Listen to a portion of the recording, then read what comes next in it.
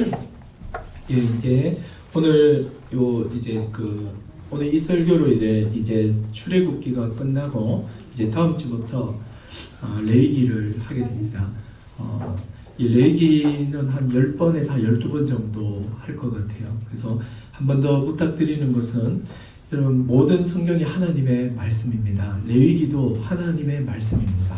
그래서 이번 주부터 해서 레위기가 아주 같은 내용이 계속 반복되기 때문에 쉽지는 않아요. 많은 인내가 필요합니다. 그렇지만 어떤 내용인지 여러분들이 생각하시면서 최소한 레위기 강의 기간 동안 한 서너 번은 읽었으면 좋겠습니다. 레위기의 주제는 거룩에 대한 겁니다. 우리가 이 세상에서 우리가 이렇게 하나님의 백성의 그 정체성을 가지고 어떻게 살아가야 되는가, 그게 구약적 방식으로 설명해내는 게 레위기고, 이것이 신약적인 방식으로는 어떻게 나타나는지를 제가 아주 풍성하게 준비를 하고 말씀을 드리려고 합니다. 그래서 여러분들이 좀 힘드시더라도 레위기는 정말로 이번 기회에 그냥 한번 뗀다 생각하시면 됩니다.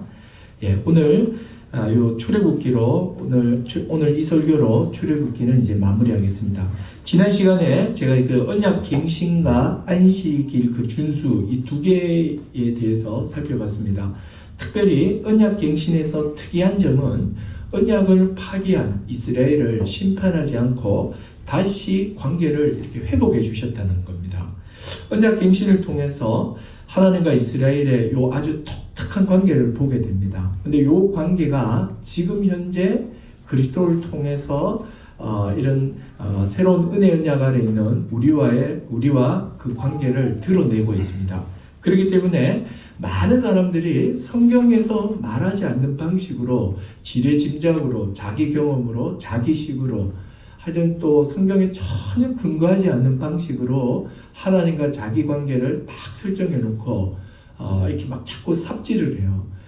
안 해도 될 고생, 안 해도 될 생각, 안 가져도 될 죄책감, 이런 것들이 너무 많은 거예요.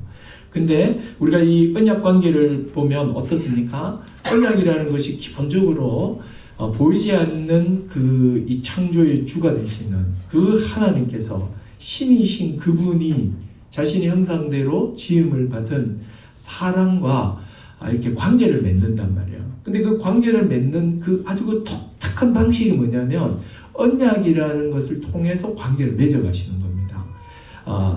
그래서 하나님께서는 처음에 아담과 행위 언약을 맺었다라고 했습니다. 이 행위 언약은 언약 상방이 언약적 의무를 다해야 되고, 만약에 어느 한쪽이라도 의무를 행하지 않을 때는 심판받게 됩니다. 이걸 뭐라고 하냐면 언약적 저주다, 이렇게 말합니다. 아담은 선악을 알게 하는 나무 열매를 먹지 않는 한은 이 하나님으로부터 모든 에덴의 그 복을 충만하게 누리는 겁니다. 그러나 아담이 파괴함으로 모든 저주와 심판을 다 받아서 에덴의 복이 취소되고 말았습니다. 아담은 이 언약 파괴함으로 즉각적으로 저주와 심판이 임했습니다. 바로 이렇게 이런 언약을 우리가 행언약이라고 그랬습니다. 그 당사자에게 파기했을 때는 당사자에게 아주 즉각적인 심판과 저주가 다 임해버리는 겁니다. 근데 은혜 언약이라는 것은 아브라함과 맺은 언약에서 잘 보여주고 있다 그랬죠. 쪼갠 고기 사이로 언약 당사자가 걸어가지 않고 누가 걸어갑니까? 하나님께서 홀로 쪼갠 고기 사이로 걸어가셨습니다. 자, 이것은 뭘 의미합니까?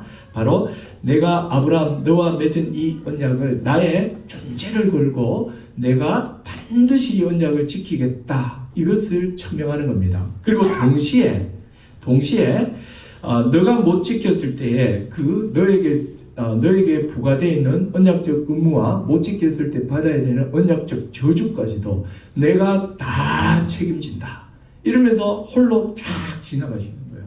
이 엄청난 은혜인 거죠. 언약적 의무와 언약적 저주를 언약 당사자에게 요구하지 않고 하나님께서 직접 책임져 주겠다는 거예요. 이게 바로 은혜 언약이다 하는 겁니다. 시내산에서 맺은 이 언약, 모세와 맺은 이 언약도 기본적으로 아브라함 언약과 같이 이 은혜 언약의 연속성에 있다는 것을 꼭 기억하셔야 됩니다. 겉으로 보기에는 이스라엘에게 율법을 주시고 이 율법대로 살지 않으면 내쫓아버리며 질병이 있을 것이며 칼이 너희 뒤를 쫓아갈 것이고 또 뭐 안식을 안 지키면 뭐 끊어지고 또 뭐 이렇게 뭐 하여튼 여러 율법들을 어떻게 안 하면 어떻게 되고 이런 어법들이 굉장히 많다 보니까 마치 아담과 맺은 행위 언약 같아요. 그러나 이스라엘 전 역사를 보면 즉각적으로 하나님이 심판을 행하지 않았고 또 레인을 주셔서 율법도 가르치게 하시고 또 제사제도를 주셔서 이 율법을 어겼을 때 언약적 저주를 또 해결하는 방식까지 다 주신 거예요. 그리고 신약에 와서는 예수 그리스도가 오셔서 우리 대신 모든 율법의 요구를 다 지키시고 율법의 모든 저주를 십자가에서 다 받으신 거예요. 예수님이 아담과 같이 하나님과 행연약을 맺으시고 예수 그리스도께서 우리에게 부과되어 있었던 그 언약적 의무, 우리가 못 지켰을 때 받아야 되는 언약적 저주, 이 모든 것을 다 성취해 버리신 거예요. 그래서 이제 예수님의 십자가에서 이 죽으심은 우리가 언약을 율법을 파기함으로 받아야 될 율법의 그 저주, 언약의 저주를 다 받으신 사건이 되고 또 그리스도가 의를 이루심은 우리가 율법을 지켜야 될 그 율법의 의무, 언약적 그 의무를 그리스도가 다 이루신 거예요. 그래서 이제 이 예수를 믿으면 어떻게 됩니까? 믿으면 우리는 그리스도가 이 행연약으로 맺어서 이루신 그 모든 것이 다 우리 것으로 해버리시는 거예요. 이렇게 봐주는 게 뭐냐면 바로 은혜 언약이다 그랬습니다. 그래서 우리는 그리스도를 믿음으로 그리스도가 이루신 모든 것을 우리 것으로 봐주시고 또 그렇게 대해주시는 거예요. 그래서 우리는 정죄도 없으며 율법의 저주 심판도 없고 우리는 이미 모든 심판을 받은 자로서 모든 율법을 지킨 자로서 하나님의 은혜의 언약 아래 서 있는 자, 이게 바로 신자의 위치입니다. 그래서 여러분 우리가 항상 하나님께서 이렇게 우리를 대해주시는 거예요. 은혜의 언약으로 대해주시는 거예요. 근데 사람들은 자꾸 행연약 쪽으로 자꾸 하나님 앞에 나가려고 한단 말이에요. 여러분 이거는 이미 안 끝난 거예요. 이거는 이방 종교에서는 하는 거고 하나님은 그리스도와 행연약을 맺으시고 우리와는 그리스도를 믿음으로 그리스도께 이루신 모든 것을 우리 것을 간주해 주시면 그 은혜 언약으로 우리를 대해주고 계신단 말이에요. 사실은 여러분 구약의 전체 이야기가 다 하나님의 이 은혜 언약에 대한 이야기들이죠. 이후에 나오는 다윗 언약도 결국은 하나님의 은혜 언약 이야기고 또 새 언약도 그렇고 그리고 그리스도께서 이 모든 언약을 다 성취를 딱 해버리시잖아요. 그래서 우리가 믿는 자로 이렇게 지금 서 있는 거예요. 그래서 여러분 이 믿는 자로서 서 있다는 거 이것의 영광과 은혜 그리고 또 전 성경의 모든 성경의 그 구속 역사의 모든 진전의 그 절정이 뭐냐면 바로 우리예요. 우리 예수 그리스도께서 이루신 그 놀라운 은혜를 우리에게 적용시켜 주셨고 정말로 정죄받지 않는 자들 정말 성령 받은 자들 새로운 하나님의 언약 백성들이 딱 탄생한 거예요. 그게 바로 우리 신자입니다.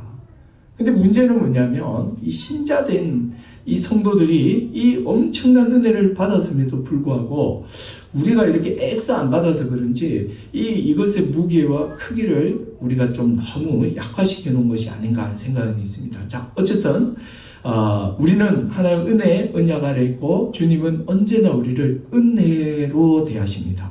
심판은 없습니다. 그러나 징계는 있죠. 그죠? 징계는 있을지언정 심판은 없다는 거 꼭 기억하시고요. 그리고 지난주에 제가 또 하나 말씀드린 게 안식에 대해서 말씀드렸습니다. 첫 언약과 언약 갱신에서 공통적으로 나오는 주제가 바로 세 가지였다고 그랬죠. 율법, 성막, 안식. 이 세 가지를 여러분 이 세 가지를 연속해서 의미적으로 연결해서 이해하고 계셔야 됩니다. 성막은 하나님께서 이스라엘과 언약을 맺으셔서 이렇게 그들 백성 가운데 거하는 통치의 좌소입니다. 그리고 그들과 함께하기 위한 처소지요. 그곳에서 왕으로서 함께 하시면서 율법으로 다스리시죠. 이렇게 율법으로 다스림의 결과가 뭐냐면 바로 안식이라는 거예요. 그래서 여러분 예수 믿고 신앙생활의 핵심이 뭐냐면 바로 안식을 누림이에요. 그래서 여러분 이렇게 어떤 우리가 교회에 대해서 오해하는 많은 사람들이 있습니다. 교회에서 오해하는 사람들 중에 하나가 교회를 가면 자기가 하고 싶은 걸 못한다는 거예요. 그래서 뭔가 자유가 억압되고 뭔가 절제해야 될 것 같고 뭔가 막 수도원처럼 그렇게 좀 금욕주의적인 그렇게 막 가야 될 것 같고 하여튼 자유가 없는 뭔가 자꾸 속박이라는 느낌을 갖는 많은 사람들이 있습니다. 그러나 여러분, 정말로 주님이 우리를 속박을 주기 위해서 우리를 구원하셨습니까? 애굽의 속박에서 벗어나게 하신 이유는 무엇입니까? 애굽의 수많은 신들에서 자유롭고 바로에서 자유롭게 하여서 이 세상을 다스리고 이 세상을 누리게 하기 위해서, 자유를 주기 위해서 우리를 구원하신 거잖아요. 그래서 여러분, 기독교의 우리 신앙생활의 핵심이 뭡니까? 주님 주신 자유를 누리는 거죠. 이걸 우리는 안식을 누린다 이렇게 말합니다. 그래서 우리는 미래에 대한 염려와 걱정으로부터 우리는 이렇게 자유하고, 죄로부터 자유하고, 죽음 이후로부터 자유하며, 또 주님께서 하지 말라고 한 것들은 대체로 다, 아니면 100% 다 우리에게 해로운 것들이에요. 이런 것들을 하지 말라는 거예요. 왜? 우리의 질적인 삶이 이게 자꾸 이렇게 훼손받으니까 죄 짓지 말라는 거예요. 다 주님의 말씀에 순복하고 주님의 말씀에 순종할 때 우리의 삶은 더 풍요로우며 더 질적으로 이렇게 높아지는 삶들을 사는 거죠. 그래서 하나님께서 우리에게 궁극적으로 주시고자 하는 것은 바로 안식, 하나님 나라의 최고의 복을 주시는 겁니다. 그래서 하나님께서 이 성막에 거하시면서 율법으로 다스리시면서 안식을 반드시 지켜라 그렇게 말하죠. 왜요? 이 안식은 하나님과 이스라엘 사이에 뭐가 된다? 표시입니다. 어떤 표시죠? 모든 사람이 일하는데 이스라엘만 일을 하잖아요. 아주 특이한 모습입니다. 여자와 종도 안식일만 되면 일을 안 해요. 불을 안 떼요. 탱자 그냥 놀아요. 그냥 막 예배 드리고 집에서 집안 사람들끼리 있어요. 받은 일도 안 해요. 소들도 다 쉬어요. 하여튼 모든 사람이 다 일을 하는데 아주 독특하게도 이스라엘 사람들만 일하지 않는 거예요. 그래서 사람들이 특이하게 생각하는 거죠. 왜 저 사람들은 왜 일을 하지 않지? 저 사람들은 바로 출애굽시킨 여호와를 믿는 민족이야. 이러면서 표시가 되는 것입니다.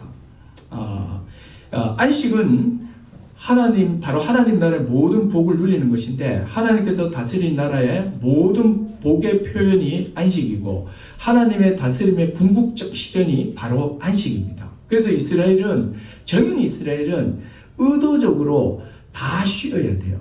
왜냐? 하나님이 다스리시는데 왜 일을 하냐는 거예요. 하나님이 다스리는데 왜 염려하냐는 거예요. 하나님이 다스리는데 왜 두려워하면서 누가 쳐볼까 싶어서 막 그러냐는 거예요. 하나님이 다스리는데 가장 안전하며 가장 풍요로우며 가장 복되다는 것을 뭘로 보여주느냐면 일을 하지 않는 것을 통해서 드러내고 나타내는 거예요. 그래서 여러분, 주일 안식은 하나님께서 그토록 인간에게 주고 싶어 하던 바로 그 안식의 날입니다. 하나님을 알지 못하는 사람들에게 우리는 하나님이 우리를 다스리는 분이시다 하는 것을 안식으로서 보여주는 거죠. 우리의 먹고 사는 것은 주님의 손에 달려있기 때문에 우리는 생존을 위해서 우리는 돈 벌지 않습니다. 이걸 딱 보여주는 거죠. 또 우리의 참된 쉼은 예배와 말씀과 교제, 주님과 함께함이 우리의 참된 쉼입니다. 이걸 막 보여주기 때문에 우리는 주일에 될 수 있는 대로 아무것도 안 하는 거예요. 그냥 주의 백성들끼리 있는 거예요. 그래서 여러분, 주일 안식을 이렇게 지키고 누리는 것은요, 하나님 백성의 아주 독특한 라이프 스타일이면서 또 이것은 표시입니다. 그래서 여러분, 이것은 지금도 유효해요. 그래서 여러분, 의도적으로 계속해서 우리의 자녀들에게 이 아름다운 전통을 지켜내야 돼요. 그래서 제가 이제 이 안식의 개념들을 조금 알면서 우리 그 선배 신앙인들, 제가 뭐 젊었을 때는 막 과자도 못 사 먹게 하고 뭐도 못 하게 너무 이렇게 금욕적으로 나가서 그 약간 반발이 있었어요. 근데 시간이 이렇게 지나고 보면서 그렇게 가르치는 방식에 있어서 이 직설법적인 거, 그러니까 왜 안 사 먹어야 되고 왜 거룩하게 지켜야 되는지 이유가 설명 안 됐을 뿐이지, 이 하지 말라고 한 것들은 참 적절했다는 생각들을 하게 되는 거예요. 왜 이런 것들을 하지 말라고 했냐 했을 때 그 명령들 하나하나가 결국은 뭐냐면 주일은 가족과 주님의 백성들이 함께 모여서 주님을 예배하며 주님 주시는 복을 누리기 때문에 누리는데 조금이라도 관심이 비켜가거나 조금이라도 이걸 훼손시키는 것들을 못하게 한 거예요. 그렇게 보니까 정말 우리 그 선배 신앙인들이 좀 존경스럽고 위대하게까지 보이더라고요. 근데 이제 가르치는 방식에 있어서 이유와 근거를 조금 이제 약해서 그런 거죠. 그렇다면 여러분 마찬가지입니다. 지금 우리 자녀들한테는요, 너무 이렇게 인격적으로 너무 존중하시면 안 됩니다. 늘 말씀드리지만 아이들은 어른이 아닙니다. 사람이 아니라고요. 사람이란 것은 자기가 선택할 수 있고 선택에 대해서 책임질 수 있는 게 어른이에요. 근데 아직 아이는 아무것도 몰라요. 아이에게는 자기를 즐겁게 하고 기쁘게 하고 눈을 즐겁게 하고 혀를 이렇게 즐겁게 하는 거에 따라 다 움직이는 게 아이입니다. 그래서 아이에게 너무 과다하게 이유를 설명하기보다는 때로는 그냥 막무가내로 좀 이렇게 규범적으로 이렇게 탁 잡아주는 것이 필요합니다. 그 중에 하나가 철저하게 안식 개념이에요. 이거는 그냥 어려서부터 습관을 확 들여가지고 주일날 딴짓하면 죄책감이 좀 확 들게라도 만들 정도로 확실하게 몸에 익혀줘야 됩니다. 그런 다음에 풍성하게 풀어내면 되거든요. 그죠? 지금 하나님께서는 구약의 그 어린 백성들에게 지금 말씀하시는 거죠. 죽이라 이러면서 안식일을 철저하게 지키게 하셨다는 사실입니다. 자, 그리고 이제 이렇게 함으로 이제 이 35장 전반부가 끝이 나고 이제 오늘 말씀 한번 보도록 하겠습니다. 35장부터 40장까지인데요. 여러분 35장 4절부터 한번 보시기 바랍니다. 자, 35장 4절부터 19절까지는 35장부터 40장까지는 성막을 실제로 짓는 과정을 다 보여주고 있습니다. 그 중에서 35장 4절에서 19절까지는 성막을 짓기 위한 재료와 기술자의 준비입니다. 4에서 9절까지는 성막 재료를 준비하게 합니다. 청색, 자색, 홍색 실, 배실, 염소틀, 붉은 물, 수장, 가죽, 해, 달, 조각 이런 거 짓게 하고 또 10절에서 19절까지는 이 재료를 가지고 이렇게 만들 기술자를 준비시키는 거예요. 그게 10절에서 19절까지 이렇게 나옵니다. 그래서 사람들이 모세의 명령에 따라 자원하여 이스라엘 백성들이 다 예물을 드립니다. 35장 21절 한번 보십시오. 같이 한번 읽어볼게요. 21절 시작. 마음이 감동된 모든 자와 자원하는 모든 자가 와서 회막을 짓기 위하여 그 속에서 쓸 모든 것을 위하여 거룩한 옷을 위하여 예물을 가져다가 여호와께 드렸으니. 마음이 감동된 모든 자와 자원하는 모든 자들이 회막 짓는 데 필요한 모든 예물을 가져옵니다. 백성들의 지도자인 모든 족장들은 호마노나 또 애복과 형패에 물리는 값진 보석을 다 가져옵니다. 아침마다 많은 백성들이 예물을 가져옵니다. 모세가 기술자들의 대표격인 부살렐과 오홀리압과 다른 기술자들을 불러서 이 모든 예물을 다 줍니다. 그래서 하나하나 내가 일러준 대로 다 만들려고 합니다. 기술자들이 일을 못할 정도로 근데 계속해서 사람들이 가져오는 거예요. 계속 가져옵니다. 그래서 모세에게 기술자들이 가서 말합니다. 지금 또 이 쓰고 남을 만큼 충분하다고 합니다. 그러자 이제 모세가 백성에게 말하기를 이제는 됐다. 그러면서 그만 가져오라는 거죠. 이런 거예요. 막 교회를 예를 들어 막 건축을 하려고 하는데 사람들이 막 헌금을 계속 해가지고 막 오버가 되는 거예요. 그럼 이제 그만 이러는 거죠. 있을 수 없는 일이 막 벌어진 겁니다. 그죠? 이것과 똑같은 일이 지금 벌어지고 있는 겁니다. 재료가 너무 많이 이렇게 남을 만큼 아주 넉넉하게 가져오게 됩니다. 이 재료들은 하나같이 다 값비싼 품목들이에요. 구하기가 쉽지 않은 물품들입니다. 화폐로 바로 사용해도 될 정도로 아주 귀한 재료들이 백성들이 다 예물로 차고 넘치도록 가져옵니다. 근데 성막 재료를 예물로 드리는데 한 가지 주목해야 될 게 있어요. 이게 한 가지 원칙이 있습니다. 하나님께서 명령하신 원칙입니다. 35장 4절과 5절 한번 보세요. 자, 이게 지금 어떤 원칙이냐면 35장 4절 5절이에요. 모세가 이스라엘 자손의 온 회중에게 말하여 이르되 여호와께서 명령하신 일이 이러하다. 자, 하나님께서 명령한 거예요. 5절 같이 읽어볼게요. 시작. 너희의 소유 중에 너희는 여호와께 드릴 것을 택하되 마음에 원하는 자는 누구든지 그것을 가져다가. 예, 됐습니다. 너희 소유 중에 마음에 원하는 자야. 자원하는 마음으로 드려야 돼요. 이 부분이 계속 반복됩니다. 35장 21절도 보세요. 마음이 감동된 모든 자와 자원하는 모든 자가. 또 22절에도 보세요. 마음에 원하는 남녀가 와서 팔찌와 귀걸이와. 또 있어요. 29절에 또 보세요.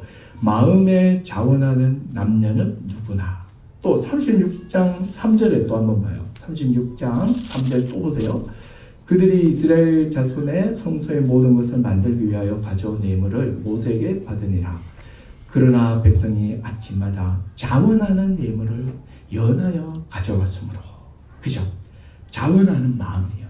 자원하여 드리는 예물이라는 사실입니다. 자원은요, 나다부라고 해서 주로 하나님께 예물을 드릴 때 그 마음의 태도를 말합니다. 여러분, 하나님께 드리는 것에 원칙이 뭐냐면 자원의 원리예요. 자기 원함이 있어야 돼요. 억지로 하면 안 된다고요. 성막은 하나님 거하는 처소죠. 하나님께서 언약을 맺으시고 그 언약에 따라 하늘에 계신 하나님께서 친히 자기 백성 가운데 오시는 거죠. 엄청난 은혜입니다. 이 은혜를 안다면 당연히 자발적으로 자원하여 예물을 드릴 수밖에 없습니다. 그래서 하나님께서는 이 은혜를 아는 자들의 자원하는 마음을 통해서 예물을 이렇게 받기를 원하는 겁니다. 그래서 여러분, 이 원리는 신약에 있는 지금도 동일합니다. 성막은 하나님 거하는 처소죠. 그럼 신약적으로 본다면 하나님의 처소는 바로 어디입니까? 하나님께서 성령으로 지금 어디에 거하고 계십니까? 바로 교회에 성령으로 거하고 계십니다. 새언약 백성 안에 성령으로 우리와 함께하고 계시죠. 교회가 하나님이 거하는 성전이 되었습니다. 그렇다면 주님이 거하는 이 성전된 교회를 세워가는 데 있어서 절대적인 원칙이 하나 있어요. 그게 바로 뭐냐면 자원하는 마음이에요. 여러분, 교회의 모든 정책과 모든 분위기와 모든 것은요, 이 자원하는 마음이 일어나도록 가야 되는 거예요. 자원한다는 말은요, 어떤 외부적인 강압이나 강제나 위협 때문에 강요로, 강제로, 억지로 어쩔 수 없이 하는 행동과는 거리가 멀어요. 자원한다는 말은 자기 스스로 자발적으로 자기 안에서 스스로 생각해보고 내린 결단으로 하는 행동이에요. 그래서 우리가 이렇게 헌금을 하든지 섬기든지 막 이렇게 할 때 있죠. 지금은 뭐 아직 우리 교회에서 그런 현상이 안 두드러집니다만은 직분이 이렇게 막 많아지고 또 사람들이 약간씩 더 많아지기 시작하고 이러다 보면 자기도 모르게 교회는 내가 오래 다녔고 자기 이게 있다는 거예요. 자기 이제 이 면이 있는 거죠. 그래서 내가 이제 조금 섬겨줘야 될 거 아닐까? 막 이런 생각을 막 할 수가 있습니다. 우리가 이게 아주 그 유교 문화가 있다 보니까 유교 문화는 자기를 숨기는 게 유교 문화의 아주 독특한 특징입니다. 그러니까 유교에서는 자기 이름을 절대 안 부르잖아요. 계속 자기를 숨겨요. 그리고 사람들이 어떻게 하느냐, 사람들의 시선, 평가 이게 얼마나 중요한지 몰라요. 그러다 보니까 교회도 이렇게 유교 문화권에 있는 한국 사람들이 모인 곳이다 보니까 자기도 모르게 자꾸 분위기 때문에 약간 이렇게 어떤 좀 이렇게 자기가 느끼기에 이 분위기를 강압으로 느껴서 그것 때문에 헌금을 한다든지 막 봉사를 한다든지 뭔가를 막 하려고 하는 거죠. 여러분, 이거는요, 교회가 만약 그런 강압 분위기를 조장했다면 그 교회는 지금 은혜가 지배하는 것이 아니라 율법이 지배하고 있는 거고, 은혜로 이렇게 지금 교회가 분위기가 잡혔는데 본인이 그렇게 느낀다는 것은 본인이 주의 은혜를 못 누리고 있는 거예요. 여러분, 하나님과 은혜 언약 관계 안에 있는 하나님의 백성의 당연한 태도가 뭐냐면 자원하는 거예요. 우리는 행위 언약으로 맺어진 관계가 아니거든요. 행동 여하에 따라 벌과 축복이 정해지는 우리는 그런 관계 아닙니다. 만약 우리가 하나님과 행위 언약 아래 있다면 우리는 하나님이 무서워서 벌벌벌 떨면서 막 할 거예요. 또 어떤 분은 이렇게 말해요. 이걸 막 또 복과 연결을 해가지고 이렇게 교회를 위해서 이렇게 헌신하니까 자녀가 잘 됐다. 막 이런 식으로 막 간증을 하고 설명하고 막 돌아다닙니다. 여러분 이걸 지금 한번 보세요. 이런 식의 표현들. 네, 이렇게 저 권사님은 뭐 이렇게 교회 막 새벽기도도 열심히 하고 교회를 잘 섬기니까 아들 서희가 다 잘 됐다. 여러분 이게 지금 무슨 관계로 파악하는 겁니까? 하나님과 우리를 행위 언약 관계로 파악하는 거예요. 여러분 이거는 만약에 이것이 교회의 분위기가 되어버린다면 사람들은 자원하여 뭔가를 하는 게 아니에요. 물론 뭐 자원하는 마음도 있겠죠. 그렇지만 마음 한켠에는 그래 내 자녀가 잘 되기 위해서라면 이게 또 막 자리 잡는 거죠. 여러분 이런 거는 하나님 원하시는 게 아닙니다. 우리는 그리스도로 말미암아 은혜 언약 아래 있는 자들이에요. 우리의 행위와 상관없이 우리를 언제나 은혜로 대해 주십니다. 우리의 행위는 하나님과 우리의 관계를 손상시키거나 취소하지 않아요. 우리의 행위 여하에 따라 하나님이 더 기뻐하고 더 즐거워하고 더 복주고 덜 복주고 이런 관계가 전혀 아니다. 그렇기 때문에 은혜 언약 아래 있는 신자는요 하나님을 섬기고 그리스도의 몸된 교회를 섬기는 이 원리가 아주 절대적으로 자발성이에요. 그래서 은혜 아래 있는 자는요 자원하고 섬기는 걸로 나타나요. 그래서 우리가 교회에서 주일학교 교사든지 애들스쿨 교사든지 뭐 헌금을 한다든지 밥을 하든 찬양을 하든 교회에서 뭔가 봉사를 할 때는 교회 모든 일을 할 때는 은혜 언약 아래 그러니까 은혜 언약 관계로 이걸 파악해야 돼요. 이게 가장 근본적인 겁니다. 그래서 내가 이제 주일학교 교사나 뭐 애들스쿨 교사를 한다면 이것이 은혜 언약 아래에서 이게 내가 어떤 의미가 있는가?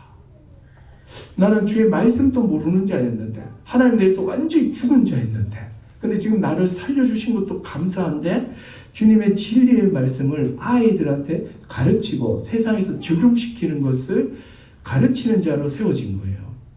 우리가 이렇게 막 파악하다 보면 얼마나 은혜가 넘치는지 몰라요.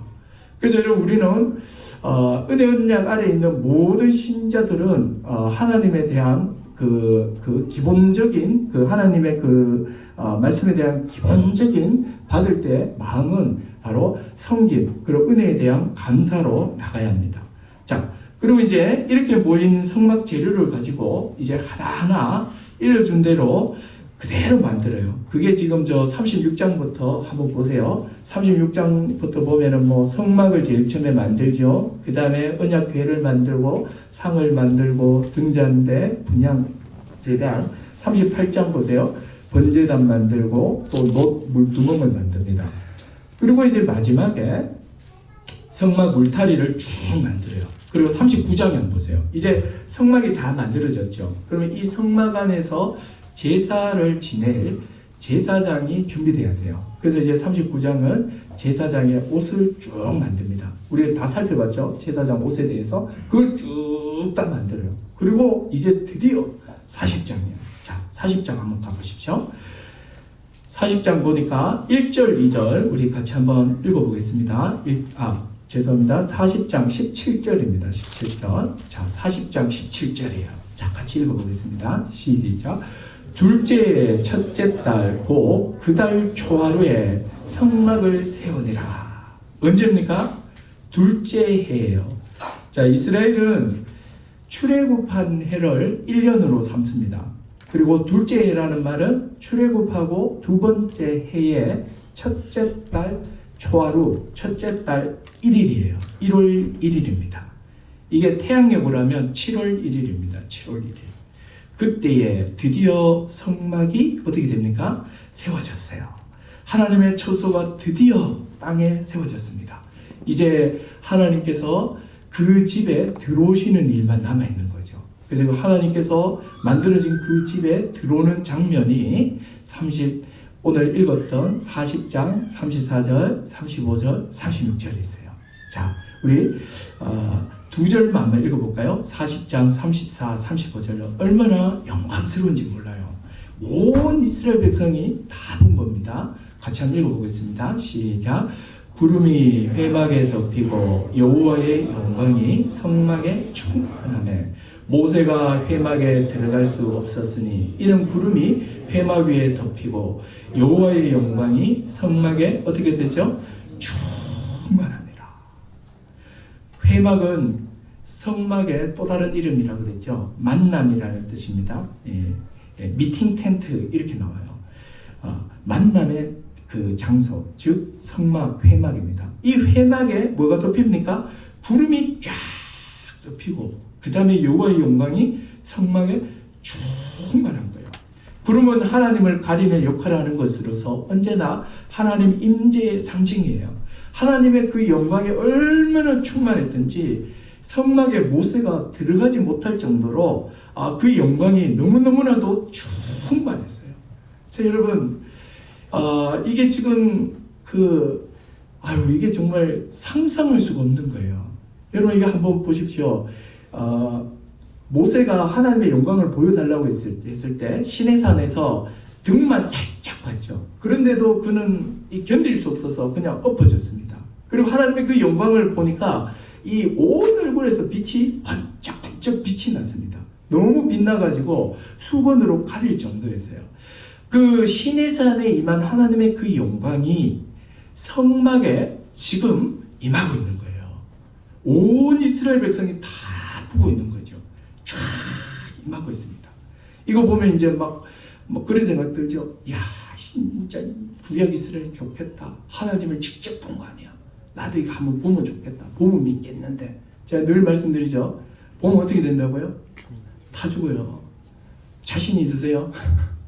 정말 자신 있으세요? 자, 이렇게 막 임하고 계시는 거죠. 그죠?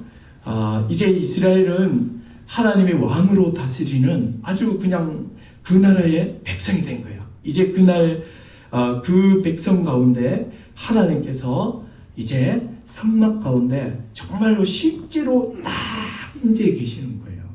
이제 이 하나님은 하늘에도 계시지 않고 시내산에도 계시지 않고 바로 성막에 계시는 거예요. 여러분, 하나님은 온 우주 만물의 하나님이신데 그 하나님이 자신을 제한하고 또 제한하셔서 그 두 평 남짓한 그 작은 좁은 지성소에 딱 와 계시는 거예요. 이 하나님께서 자기 백성을 언약을 지키시기 위한 하나님의 겸손이요 하나님의 사랑인 거죠. 이제 친히 하나님께서 임재하셔서 이제 이스라엘 백성과 함께 하십니다. 이후부터 이스라엘은요 회막에 구름이 떠오르면 성막 앞서서 행진을 하고 구름이 떠오르지 않으면 멈추어 서 있습니다. 자, 요거 좀 이해가 됩니까? 36절 보세요. 이때부터 이스라엘의 그 행동이 어떻게 바뀌느냐면 구름이 성막 위에서 딱 떠오르면 이스라엘 자손이 그 모든 행진하는 길에 앞으로 나가고 또 구름이 떠오르지 않을 때는 떠오르는 날까지 나가지 않고 있습니다. 자, 여러분 이게 지금 이해가 되세요? 이거 지금 이렇게 성막이 구름이 떠오르려면 성막을 지어야 되잖아, 그죠? 성막을 이렇게 지었어요. 구름이 떠올라요. 그러면 이스라엘이 간대요. 그러니까 구름이 사라져요. 그러면 선대요. 그리고 또 성막에 구름이 또 올라요. 그러면 또 가요. 또 이게 사라지면 또 선대요. 지금 말은 이해되지만 이걸 행동으로 한번 생각해 보세요. 이게 이해가 되세요 지금? 그러면은 그러니까 이 성막을 이거 걷었다가 폈다가 계속 이것도 해줘야 되거든요. 그럼 도대체 성막의 위치가 어디인 거죠 지금? 성막이 앞에 있다. 앞에 있으면 막 올랐어. 그죠? 막 올라. 그럼 이스라엘 백성이 막 가죠. 가다가 이게 딱 써요. 이 구름이 없어. 그러면은 써요. 그러다가 또 여기서 그러면은 이 고정돼 있잖아요. 여기서 지금 또 구름이 피어올라 버리면 어떻게 됩니까? 그러니까 어떻게 해요? 갈 수가 없잖아요. 성막은 세워져야 구름이 오르는 거잖아요. 가려면 또 어떻게 해야 돼요? 그걸 뜯어야 되잖아요. 그럼 구름이 막 있는데 가기 위해서 성막을 다 철거해야 됩니까? 지금 제가 무슨 말인지 알겠죠? 자, 요게 이제 요거는 그냥 제가 한번 생각해 본 거예요. 지금 도대체 이게 어떤 형식인가 이렇게 생각해 본 거예요. 그럼 제가 처음에 생각할 때는 성막이 맨 앞에 있었고 성막이 이렇게 또 구름이 떠오르면 가고 이렇게 했다고 생각했어요. 근데 이게 말도 안 되는 게 아까 드린 말씀처럼 성막이 이렇게 만들어졌는데 떠올라 가요. 안 떠올랐어. 있어. 그죠? 그러면 있어. 그러면 또 이걸 또 막 해체를 해요. 해체해서 갈 수 없잖아. 그죠? 또 그러면 또 이 성막이 피어오르려면 이게 계속 있어야 돼. 그러니까 도대체 이 어떻게 가냔 말이에요. 그래서 이제 제가 이제 생각해 보니까 여기 그 36절에 한번 보세요. 이렇게 나와요. 구름이 성막 위에 떠오를 때는 이스라엘 자손이 그 모든 행진하는 길에 앞으로 나가고 이렇게 나와요. 그래서 결국은 성막이요 맨 뒤에 하여튼 뒤쪽에 있었던 것 같아요. 뒤쪽에 있다가 성막에서 구름이 쫙 피어오르면 이스라엘 백성 앞으로 쫙 가는 겁니다. 가다가 성막에서 구름이 사라지면은 그 자리에 멈춰섭니다. 그러면은 이 성막과 이스라엘 백성의 거리만큼 또 성막을 해체해서 또 뒷부분에 또 성막이 서겠죠. 서다가 또 여기서 구름이 피어오르면 또 앞으로 가고, 그리고 또 멈추면은 또 이렇게 구름이 사라지면 성막이 또 뒷가에 가고, 이런 식으로 앞으로 가고 뒤로 가고 앞으로 가고 성막이 가고 뭐 이런 식으로 갔던 것 같아요. 뭐 중요한 건 아닌데 혹시 궁금할까 싶어서 제가 한번 생각해 봤어요. 근데 괜히 이야기했다 싶어요. 더 복잡했는데 아무 생각이 없었던 것 같아요. 그죠? 자, 어쨌든 이제 중요한 건 이거죠. 여기서 지금 말하고 싶은 건 이거예요. 하나님께서 성막 가운데 딱 임재하고 난 다음에 이스라엘 백성의 행로가 하나님에 의해서 철저하게 통제되고 있고 하나님의 철저한 인도함을 받고 있다는 거예요. 37절에 보면 38절에 보면 이렇게 나와요. 낮에는 여호와의 구름이 성막 위에 있고 밤에는 불이 그 구름 가운데 있음을 이스라엘의 온 족속이 그 모든 행진한 길에서 봤다. 밤에는 구름이 안 보일 수 있잖아요. 그러니까 그 밤에는 구름도 있는 데다가 불까지 있어가지고 구름이 보이게 하신 거예요. 즉 밤에도 행진이 있었던 것 같아요. 그러니까 지금 하나님께서 낮이고 밤이고 이스라엘 백성과 함께하면서 그의 인도를 철저하게 받아가고 있는 겁니다. 이게 뭐냐면 이스라엘의 광야 생활의 원리입니다. 여러분 지금 아주 지금 놀라운 그 원리를 지금 우리에게 주고 있는 거예요. 지금 하나님이 이렇게 자기 백성 가까이 오신 적이 있습니까? 이렇게 가까이 오셔가지고 이스라엘 백성의 그 행로를 하나하나 다 이야기해 주신 적이 있냐고요. 그 전까지는 없었습니다. 아브라함도 이러지 않았어요. 이삭도 이러지 않았어요. 요셉도 이러지 않았어요. 이제 이 시내산 언약 이후에 성막이 지어지면서 하나님 자기 백성 안에 탁 들어오셔가지고 어떻게 합니까? 이 하나하나 다 지금 알려주고 계신 거죠. 그래서 이스라엘 백성은 구름이 딱 떠오를 때 두 가지를 생각하는 거죠. 첫 번째로는 하나님이 우리와 함께 계시는구나. 하나님의 임재의식을 하나 느끼고, 또 하나는 뭐죠? 구름이 떠오를 때 딱 이동을 하고, 또 구름이 없으면 또 멈추니까 바로 하나님의 인도, 하나님의 다스림을 알게 되는 거예요. 그래서 우리는 이걸 보면서 먼저 우리가 생각하는 게 이거예요. 그럼 도대체 하나님께서 구약에서는 이렇게 이스라엘 백성과 함께 구름으로 이렇게 막 눈에 보이게 다 이렇게 임재해 계셨는데, 지금 현재 우리는 어떤 방식으로 이 가운데 오셨고 어떻게 우리를 인도하시는가? 이게 지금 아주 중요한 문제가 되는 거죠. 구약은요 실물로서 모든 신약 교리를 보여주고 있다고 그랬죠. 그 10가지 재앙은 하나님의 그 구원이 하나님의 전적 능력인 것을 보여줬고, 또 우리의 구원의 위대함은 홍해 바다를 건너는 걸 통해서 보여줬죠. 또 광야 같은 인생길에서 하나님께서 우리를 어떻게 돌보고 인도하는지를 이렇게 뭐 반석의 물이라든지 매철학이라든지 이런 걸 통해서 보여주신 거예요. 자, 그렇다면 구약에는 하나님께서 실제로 자기 백성 가운데 들어오셨어요. 모든 사람들이 다 보고 들었어요.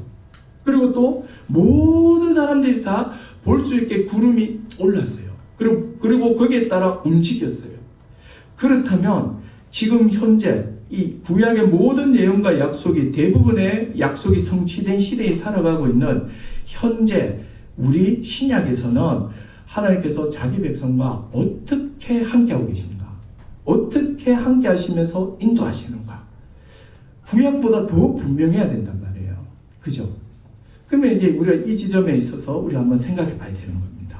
하나님께서 지금 자기 백성과 어떤 식으로 함께하고 계시며 그리고 그 자기 백성을 어떻게 인도하냐는 거예요. 지금처럼 막 구름으로 이렇게 막 임하시느냐? 아니잖아요.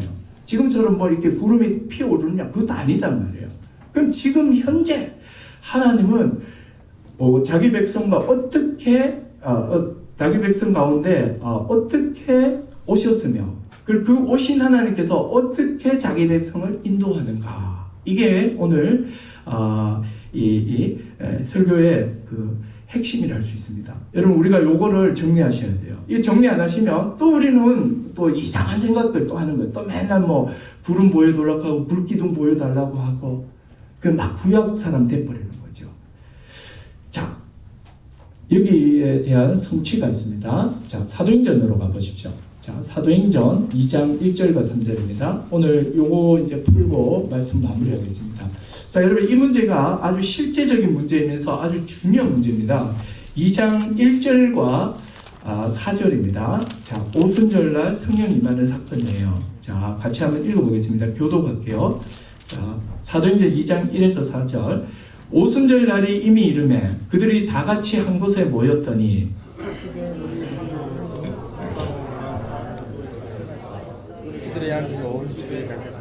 마치 불의 혀처럼 갈라지는 것들이 그들에게 보여 각 사람 위에 하나씩 임하여 있더니 그들이 다 성령의 충만함을 받고 성령이 말하게 하심을 따라 다른 언어들로 말하기를 시작하니라.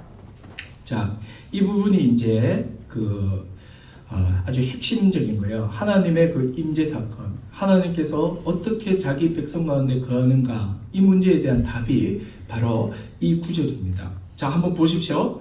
자, 이 보니까 오순절 날에 이제 120명의 제자들이 마가다락방에 있어요. 근데 이 120명은 어떤 사람들이냐면 예수님께서 약속하신 것을 기다리라, 예루살렘을 떠나지 말라, 이 말씀에 순종하여 마가의 다락방에 모여있는 120명의 사람들입니다.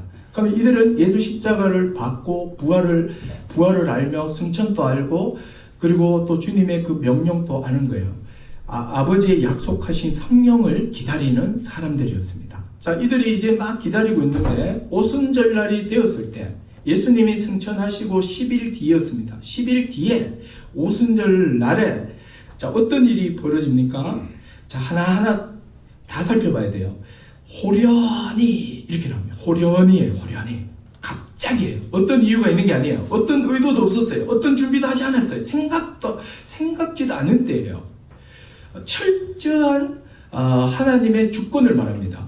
뭐 이들이 막 모여서 성령 받으려고 막 기도했냐? 아니요, 기도 안 했다니까요. 그냥 갑자기예요. 밥 먹고 있을 때일 수도 있고 화장실 가려고 막 일어섰을 수도 있어요. 호련히 갑자기 이렇게 이제 하늘로부터 급하고 강한 바람 같은 소리가 납니다. 하늘로부터 급하고 강한 바람이에요. 태풍같이 휘 하는 이런 소리겠죠. 이보다 더 큰 소리 같아요. 휘 하든지 뭐 하여튼 모르겠어. 하여튼 그런 소리가 출처가 어디냐면 하늘로부터 내려오는 바람, 아주 급하고 강한 소리예요. 이 120명의 사람들이 다 들은 거예요. 그죠? 하늘로부터 급하고 강한 바람 같은 소리. 그래서 막 옛날에 막 저도 기억나는데 기도원 가면은 막 그 강사가 쉬 그러면서 성령 받아라 이렇게 쉬 그냥 와 이게 지금 어디서 나는 소리입니까? 자기 입에서 나는 소리거든. 쉬 그럼 입에서 나는 소리인데 성령 받아라 이렇게 하면서 성경은 뭐라고 말합니까? 쉬 소리가 입에서 나지 않고 어디서 났습니까? 하늘로서 내려온 소리예요. 그죠? 근데 왜 지가 입이 하늘이에요? 왜 그렇게 소리를 낸지 모르겠어요. 그죠? 이게 말도 안 되는 그런 막 이야기를 하더라고요. 그 급하고 강함 같은 것이 하늘로부터 왔다. 하늘은 하나님의 처소니까 하나님께서 성령을 보내신 거예요. 그러므로 호련히 갑자기 하늘로부터 급하고 강한 소리로 탁 보내신 거예요. 누가 보낸 겁니까? 정확하게는 하나님이시지만 신약에서는 베드로가 이렇게 말하죠. 이 성령을 누가 보냈냐면 약속하신 이 성령을 너희가 십자가에 죽은 그 예수가, 승천하신 그 예수가, 하나님 우편에 앉으신 그 예수가 아버지로부터 성령을 받아 너희가 보고 듣는 이 성령을 주셨다. 이렇게 말합니다. 성령을 누가 주셨습니까? 하나님 우편에 앉으신 예수 그리스도가 120명의 성도들에게 성령을 주신 거예요. 그러므로 여러분 소리 내면서 쉬 이러면서 성령 받아라 이렇게 말하는 것은 굉장히 이단적인 거예요. 여러분, 소리는 하늘로부터 왔고 성령 받아라 이 말은 누가 할 수 있는 겁니까? 예수 그리스도 우리 주님만 할 수 있는 말이에요. 이렇게 말할 수는 있어요. 성령 받아라 라고 주님이 말씀하셨습니다. 이렇게 살짝 이야기하면 괜찮아요. 근데 요거 빼고 그냥 성령 받아라 이렇게 해요. 자기가 마치 성령을 주는 사람인 것처럼 말해요. 이거 다 이단적인 거예요. 오늘 분명히 말하잖아요. 이 성령의 출처는 하늘이시며 특별히 하나님 우편에 앉으신 예수 그리스도시고 그리스도가 성령을 주시는 거예요. 근데 이게 청각적으로만 오시지 않죠. 3절에 보세요. 마치 불의 혀처럼 갈라지는 것이 그들에게 120명에게요 하늘에서 급하고 바람 같은 소리가 슉 나면서 커다란 불기둥이요, 큰 불기둥이 혀처럼 하나하나 막 갈라져서 120명의 그 불길로 갈라져가지고 한 명 한 명에게 다 임해버리는 거예요. 와, 이 놀라운 거죠. 불꽃으로 커다란 불줄기 하나가 내려오면서 불꽃으로 다 갈라져서 120명의 한 명 한 명에 여자와 남자와 어린아이와 어른 할 것 없이 모든 남녀에게 다 임하는 거죠. 정말로 요엘서에 있는 것처럼 모든 육체에게 부어주리니 너희 자녀들은 예언할 것이며 너희 젊은이가 환상을 보고 너희 늙은이가 꿈을 꾸리라. 그때 내가 내 영을 내 남종 여종에게 부어주리니 그들이 예언할 것이요. 바로 이 말씀이 지금 막 성취되고 있는 거죠. 쫙 임하고 있습니다. 이 놀라운 거죠. 이 120명의 첫 하나님의 언약 백성들은 이 오늘 출애굽기에서 본 그 하나님의 그 영광의 구름 그 이상의 성령의 체험을 다 한 거예요. 보세요. 시각적으로 봤죠. 청각적으로 들었지요. 듣고 보고 오감으로 다 느낀 거예요. 바로 이렇게 모든 사람들이 다 느낄 수 있도록 성령이 임하신 겁니다.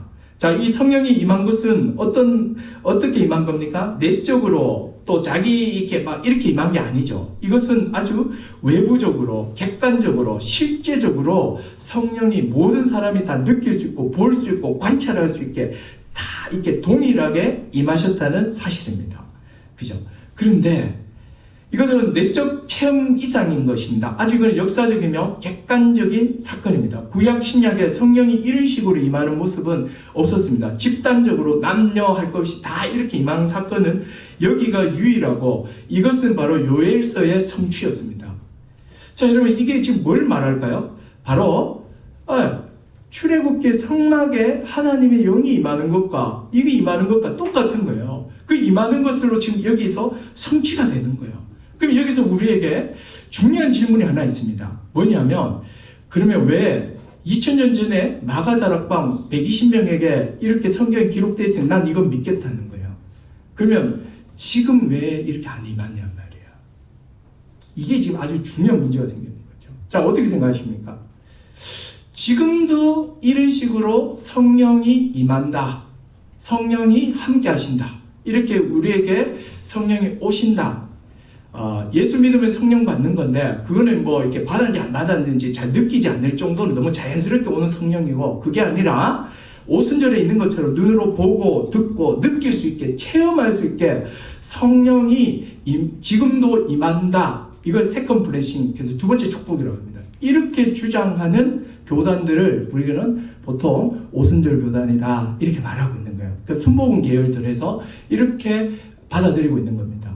그러니까 지금은 좀 많이 이렇게 이거를 수정을 많이 해서 지금은 뭐 그 안에서도 여러 갈래가 있습니다만은 어쨌든 그분들은 이야기를 이 오순절 성령 오심의 이 사건은 단회적인 것이 아니라 이것은 계속해서 반복적으로 일어나는 사건이다 이렇게 보는 거예요. 자, 이거 어떻게 생각하세요? 정말 그럴까요? 결론만 말씀드리겠습니다. 자, 오순절 성령이 임한 이 사건은요, 단회적 사건입니다. 다시 반복적으로 일어나는 사건이 아닙니다. 역사 속에 실제로 성령이 하늘에 계신 그 성령께서 바로 이 교회에, 그러니까 예수 그리스도를 주로 고백하는 그 새언약 백성 가운데 내려오신 겁니다. 그죠? 예수님의 십자가가 다시 반복될 필요 없듯이 성령이, 하늘에 계신 성령이 성전에 이렇게 오실 때, 교회에 오시는 일이 반복될 필요는 없습니다. 하늘에 있던 성령께서 교회에 충만하게 임했어요. 오순절 성령의 오심은 하늘에 계신 성령이 교회에 이렇게 충만하게 한 번 임한 사건이지, 이렇게 막 이렇게 임하고 계시다가, 성령이 이렇게 계시다가 교회가 또 타락하고 또 복음 전파가 안 되면 다시 또 하늘로 이렇게 올라가 있어. 그러다가 또 교회가 세워지면 또 성령이 내려오고 또 올라가고 내려오고 올라가고 내려오고 이러지 않는다는 거예요. 이 예수 십자가 사건이 단회적 사건인 것처럼 2000년 전에 예수님께서 성령을 보내셨을 때 마가다락방 120명의 성도들이 성령을 받고 드디어 신약적 교회가 탄생한 거예요. 그래서 여러분, 우리가 교회라는 단어를 신약에서도 교회라는 단어, 구약에서도 교회라는 단어를 쓸 수 있지만 엄밀히 말하면 교회의 시작은 오순절날 성령 받음으로 신약 교회가 시작된 거예요. 그래서 신약 교회에 성령이 단 한 번 오신 거예요. 오신 다음에 교회 가운데 계속 머물러 계시는 겁니다. 그래서 성령은 교회에 충만히 임하셔서 예수를 증거하는 영으로서 복음 전파를 통해서 복음에 순종하는 자들에게 교회에 있는 그 영이 다 이렇게 복음에 순종하는 사람들한테 다 이렇게 보내지는 거죠. 믿을 때 2000년 전 마가다락방에 임한 그 성령이 믿을 때, 예수를 믿을 때 한 사람 한 사람에게 성령이 오시는 거예요. 불꽃이 한 사람 한 사람에 임했듯이 예외 없이 모든 믿는 사람에게 바로 이 교회에 오신 그 성령이 한 명 한 명에게 다 가시는 거예요. 내가 얼마나 뜨겁든지 또 내가 얼마나 믿음이 크든지 열심히든, 그러니까 전혀 상관없어요. 예수 십자가 복음을 믿는 자라면, 믿으면 예수 그리스도께서 교회에 계신 그 성령을 그 사람이 주시는 거예요. 그럼 그 성령을 받아야만이 어떻게 되는 거죠? 예수 그리스도와 합하여서 교회 가운데 소속이 되는 거예요. 그래서 2000년 전에 오순절날 교회에 오신 이 성령은 이 이후로 초대교회도 교회 가운데 계셨고, 중세교회 때도 복음적 교회 안에 계셨고, 종교개혁 이후에 개혁교회 가운데서도 개혁교회 가운데 있었고, 계속해서 2000년 전에 이 교회에 오신 그 성령은 계속해서 교회의 영으로서 교회에 계속 머물러 계시는 거예요. 그래서 우리가 예수를 믿었을 때 하늘에서 뭐 이렇게 막 이렇게 불 떨어듯이 확 들어오는 것이 아니라 이 우주적 교회 안에 거하시는 그 성령이 예수님을 통해서 이제 들어오는 거예요. 한 명 한 명에게. 그렇기 때문에 여러분, 이 체험이라는 거는 뭐 뜨겁게 오는 사람도 있고 그냥 슥 지나가는 사람도 있고, 또 때로는 약간 시차가 있기도 해요. 성령이 이렇게 뭐 이렇게 약간 이렇게 내가 이렇게 믿었다고 생각했는데 어느 시차를 두고 정말 뜨겁게 성령을 막 체험한 사람도 있어요. 저도 이제 그런 체험이 있었습니다. 대학교 2학년 때 새벽 기도 갔을 때, 그때 저는 정말 성령 체험을 깊게 했습니다. 그러면서 내 안에 성령이 계시다는 것을 알게 되었고, 그리고 전혀 의심 없이 지금까지 계속 달려오는 거죠. 그러면 여러분, 다시 정리해 보겠습니다. 이 오순절날 모든 사람들이 보고 듣고 느낄 수 있도록 오신 이 성령은 단 한 번 120명이 집단으로 경험한 사건입니다. 이것은 마치 출애굽에서 성막이 지어졌을 때 그 1세대들이 하나님의 영광을 본 것처럼 2000년 전에 120명의 성도들이 집단으로 경험한 사건이에요. 근데 이 사건이 계속해서 반복적으로 있는 게 아니란 말이에요. 하나님이 한 번 성막에 딱 오시고 계속 그 백성과 함께 했잖아요. 맞죠? 그것처럼 교회의 오순절날 성령이 교회 가운데 딱 오신 이후로 지금까지 2000년 동안 성령은 교회의 영으로서 교회에 계속 머물러 계시는 거예요. 그러면서 예수 그리스도의 십자가 복음을 믿는 자는 그리스도가 이 성령을 보냈을 때 성령을 받게 되고, 그리고 어떻게 돼요? 교회에 소속이 되는 거예요. 그럼 이 성령이 어떻게 우리 신자들을 인도하느냐? 여러분, 인도하는 거요, 이건 뭐 이게 아주 그 본능적인 거예요. 여러분, 그런 체험 다 있지 않습니까? 저는 똑똑하게 했습니다. 저는 이제 예수님 믿기 전에는 그냥 이 도덕적인 양심을 따라 살아간 사람이었습니다. 근데 이제 예수 그리스도를 인격적으로 믿고 정말 내 안에 성령이 계시다는 것을 알고 인지하게 되고부터는, 뭐 그전에도 약간 그런 의식은 있었지만, 그 이후부터는 내가 뭔가를 생각하고 선택을 할 때 가장 먼저 딱 떠올라지는 게 뭐냐면 바로 하나님 앞에서의 어떤 그 마음이었어요. 그러니까 내가 하나님 앞에서 떳떳하냐 떳떳하지 않냐, 누가 성경을 가르쳐 주지 않아도 나는 알아요. 나는 알아요. 내가 이렇게 뭔가를 선택하고 하려고 할 때 내가 어떤 의도로 하고 있고 어떤 마음으로 하는지 나는 알아요. 그래서 내가 하나님 앞에 딱 바로 서게 되니까 나의 그런 마음으로 딱 서게 되니까 이렇게 죄책감도 들 때도 있고 이거 하나님 기뻐하지 않는다. 이거 나는 알겠더라니까요. 여러분, 성령 받은 사람들은 하나님 앞에서 살아가게 돼 있어요. 하나님을 의식하게 돼 있다니까요. 이게 그냥 성령을 따라 살아가는 거예요. 근데 우리가 왜 성경 말씀을 계속해서 배워야 되냐면 성령은 결국 말씀을 통해서 우리를 아주 세밀하게 인도하시기 때문에 우리가 이 말씀을 배우면 배울수록 성령의 인도가 더 정확하고 더 분명해져요. 또 분별도 생기고요. 그렇지만 성경을 잘 모른다 할지라도 성령을 받았다면 한번 보세요. 시골에 계시는 그 정말 이렇게 막 오랫동안 7, 80년 주님과 동행했던 그런 권사님들, 연세 드신 분들 한번 보세요. 성경 지식은 우리보다 없을지 몰라도요. 그분들은 정말 기가 막히게 하나님이 뭘 기뻐하시고 무엇을 하나님 기뻐하지 않는 거 그냥 본능을 알고 계신다니까요. 그래서 여러분 여기서 아주 중요한 것은 뭐냐면 성령은 이미 2000년 전에 교회에 모든 사람이 보고 들을 수 있게 실제로 교회 가운데 충만하게 임재했고 그리고 그 이후로부터 예수 십자가를 믿는 자는 교회에 가신 이 성령을 개개인이 다 받았어요. 받을 때 어떻게 받느냐? 찔끔 받는 게 아니라 이미 성령을 충만하게 다 받은 자로 서 있다는 사실이에요. 그래서 우리는 이 성령을 따라 우리는 매일매일 살아가는 거예요. 구약의 이스라엘 백성들은 일종의 지도, 율법이라는 지도로 이렇게 살아갔다면 우리에게는 이 성령은요, 내비게이션처럼 오른쪽, 왼쪽 이러면서 아주 우리가 처한 그 구체적인 삶의 상황 속에서 성령께서요, 하나하나 다 인도하신다니까요. 짜장면 먹을까요? 짬뽕 먹을까요? 그런 거 말고요. 그런 거 말고 자기가 안다니까요. 이 말을 성령 받은 사람이라면 무슨 말인지 아실 거예요. 자신은 알잖아요. 무엇이 하나님의 뜻이며 무엇이 아닌지 자기는 알아요. 이렇게 성령이 우리 가운데 아주 내밀하게 오셔가지고 이렇게 지금 또 실제적으로 인도하고 계신 거예요. 그래서 여러분 이 성막에 임하신 하나님의 이 임재가 지금은 성령이 오심으로 지금 성취된 시대에 살고 있는 거예요. 그렇다면 여러분 한번 보세요. 먼저 우리가 알아야 될 게 뭐죠? 나는 이미 벌써 성령을 충만하게 받은 자다는 거예요. 이렇게 성령을 충만하게 받은 자라면 이제 어떻게 살아야 돼요? 성령을 따라 적극적으로 사셔야 돼요. 이렇게 살 때 모든 율법을 이루며 안식의 삶이 막 나타날 거예요. 그래서 언제나 우리가 성령 충만하며 또 성령을 이미 충만히 받았으며 이것을 알고 그렇게 충만하게 살아간다면 우리는 하나님 주시고자 했던 그 안식의 복을 정말 남김없이 누리게 될 것입니다. 이제 우리 기도하도록 하겠습니다.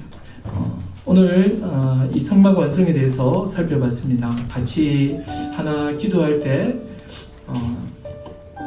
성막에 나타난 하나님의 영광을 본 이스라엘을 부러워할 것 없어요. 2000년 전에 하늘로서 바람과 같이 급하고 강한 바람 소리로 또 불꽃으로 이미 교회 가운데 충만하게 임재하셨고 그 이후로 예수 믿는 자들에게 언제든지 성령이 오셨습니다. 우리 안에 성령이 계십니다.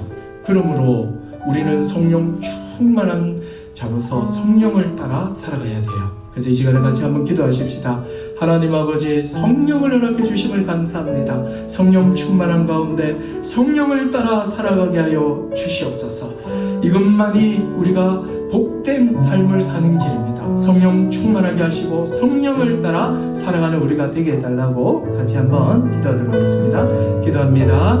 하나님 아버지, 이 시간에 기도하기를 원합니다. 우리는 이미 성령을 충만하게 다 받은 자인 것을 알게 하시고 그리고 우리가 이 성령을 따라 살아갈 때 하나님의 모든 통치, 다스림이 우리 가운데 실제적으로 이루어진다는 것을 알고 성령의 충만함을 얻고 성령을 따라 살아가는 우리 모든 성도들 다 되게 하여 주시옵소서. 아직도 예수 십자가 공을 알지 못하는 사람들이 있다면 이 시간에 예수 십자가를 믿음으로 말미암아 성령을 받아 성령을 따라 살아가는 주님의 놀라운 은혜의 자녀들 되게 하여 주시옵소서.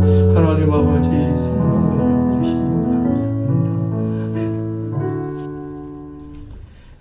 하나님 아버지 감사합니다. 우리에게 성령 충만케 하시고 성령으로 살아가게 하시니 감사합니다. 우리 안에 성령이 있음을 알고 성령을 따라가는 우리 모든 성도들 되게 하시고 또 주님 앞에 또 이런저런 예물로서 하나님께 영광을 돌립니다. 수고하는 모든 손 가운데 주께서 함께하여 주시옵소서. 예수님의 이름으로 기도드렸습니다. 아멘. 네, 우리 집사님 나오셔서 광고하시겠습니다.